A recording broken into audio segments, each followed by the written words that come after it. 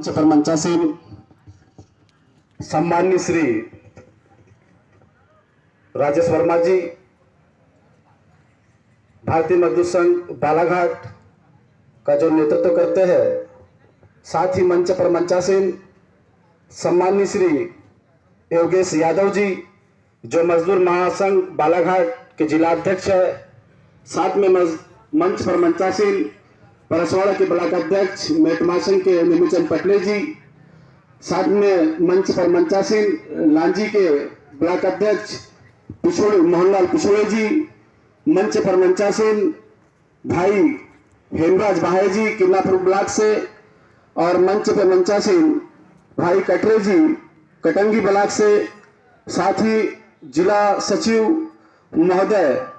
संजय देशमुख जी और इस बालाघाट मेट महासंघ के जिला अध्यक्ष महोदय सम्माननीय श्री चुन्नीलाल पारदी जी, और अभी अभी पहुंचे हमारे बीच मेट महासंगठन के ब्लॉक अध्यक्ष खैला जी से बिलोंग करते हैं भाई प्रताप भंडारी जी, और समस्त पंचायत और ब्लॉक से आए हुए मेरे तमाम मेट साथियों, मैं आपका इस मंच से हार्दिक हार्दिक अभिनंदन करता हूं और आपका स्वागत करता हूं। और आप और हम जिस कार्य के लिए, जिस काम के लिए यहां पर एकत्रित हुए हैं, उस काम का मैं आपके खून में उबाल लाने के लिए एक मेट महासंगठन की ओर से दो बात कहना चाहता हूं। जवानी जिस ओर मुड़ती है, संघर्ष के सायों में जब जवानी पलती है, संघर्षों के साये में जब जवानी पलती है, इतिहास उधर मुड़ जाता है जिस ओर जवानी चलती है। तो यारो, आप अभी इतने बुरे नहीं हुए हो और ना ही आपका खून अभी ठंडा पड़ा है। तो यह बालाघाट जिले का जो एक महारैली महाआंदोलन का जो विशाल हमने जो घोषणा करी थी भाई मुख्य अतिथि महोदय राजेश वर्मा जी के नेतृत्व में, उनके सानिध्य में,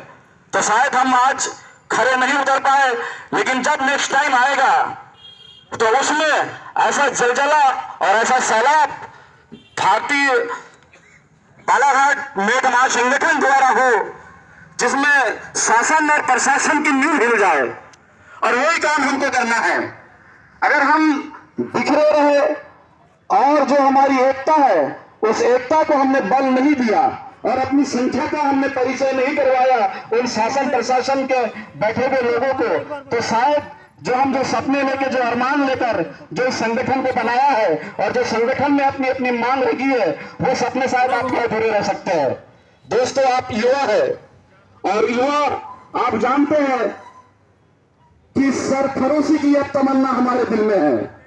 सरफरोशी की तमन्ना अब हमारे दिल में है। देखना है जोर बाजू कातिल में कितना है। तो अब तैयार हो जाइए, कमर कस के तैयार हो जाइए, आर पार की लड़ाई लड़ने के लिए तैयार हो जाइए, क्योंकि 17 साल हो चुके हैं। 17 साल यह काफी लंबा अरसा होता है दोस्तों। आपकी जवानी और हमारी जवानी बर्बाद हो चुकी है इस मनरेगा रोजगार गारंटी में काम करते हुए, लेकिन उसका जो लाभ और जिसका हासिल हमें जो मिलना था अभी तक नहीं मिला है। जबकि हम लोग अपनी मांगों को लेकर ज्ञापन के माध्यम से, रैली के माध्यम से बालाघाट में, भोपाल में शासन और प्रशासन से बार बार मांग करते हैं, लेकिन ऐसा कुछ हमें दिखाई नहीं दे रहा है। उल्टा हमारे गाल पे से करारा तमाचा मारा गया है दोस्तों। अगर मर भी जाए तो वो तमाचा याद रहेगा। और आप जानते हैं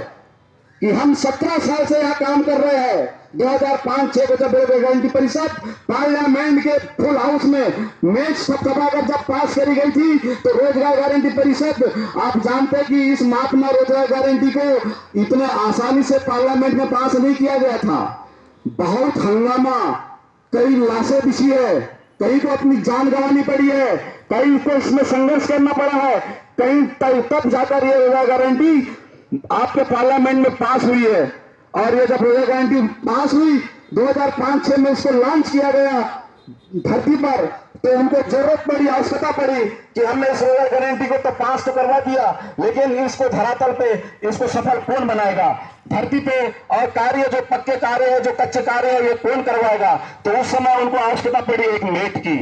तो जब मेट की भर्ती हुई तो हम लोगों के रूप में मेट की भर्ती हुई और हमें रोजगार गारंटी परिषद दिल्ली से टीम मंगवाकर हमें प्रशिक्षण दिया गया, हमें हमारा एग्जाम हुआ, हमने उस एग्जाम को पास किया और हमें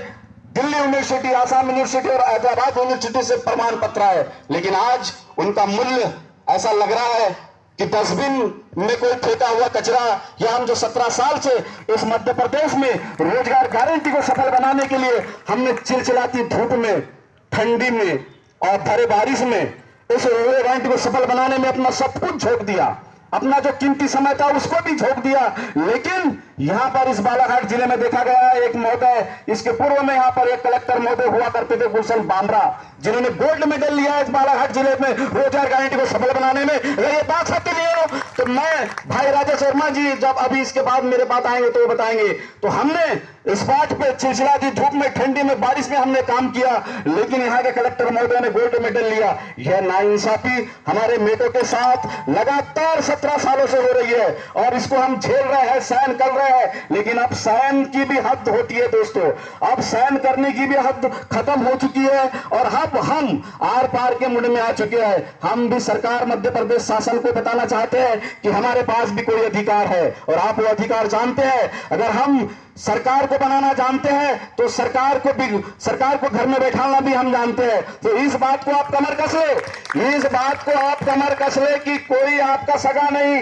और कोई आपका भाई नहीं, और जिसने ठगा वो दुश्मन से भी गद्दार आपका दुश्मन होगा, यह इस बात आप जानते हैं। लेकिन अब एक बार मैं पुनः आपको एक बार बता दूं, बार बार उस बात के ऊपर मैं आता हूं, लेकिन हम लोग संख्या बल पे थोड़ा सा कम पड़ रहे हैं। लेकिन जिस दिन हमारा संख्या बल बढ़ेगा उस दिन हम बालाघाट जिला ही नहीं, मध्य प्रदेश में बैठे हुए कुर्सी के शासन पर उनके ऊपर हम हिलाने की ताकत रखते हैं। लेकिन जब हमारा बालाघाट से एक महाआंदोलन भोपाल की ओर रवाना होगा तो उस समय बालाघाट से एक विशाल रैली और एक जन सैलाब होगा, वो हमको दिखाना है। दोस्तों, आज आपके सामने एक दुख की घड़ी आई है कि हमारे बीच में अब स्वसहायता समूह महिला मेटों की जो भर्ती आई है, उसी को मैंने कहा था कि हमारे मुंह पर एक तमाचा जो मारा गया है सरकार के द्वारा, जो हम मरते दम तक नहीं भूलेंगे। तो क्या आप उन महिला मेट जो बहने हैं हमारी, हम भी चाहते हैं कि कोई बेरोजगार ना रहे, लेकिन हमारा क्या होगा जो हम 17 साल से ग्राम पंचायत में काम कर रहे हैं और मनरेगा के कार्य को सफल बनाने में हम सब लोगों ने मिलकर एक साथ पूरी पारदर्शिता के साथ, पूरी ईमानदारी के साथ हमने पंचायतों में काम किया और आज भी कर रहे हैं। लेकिन हमारा बार बार सरकार के माध्यम से शोषण किया जा रहा है, हमें अवॉइड किया जा रहा है, हमें इग्नोर किया जा रहा है, हमें नजरअंदाज किया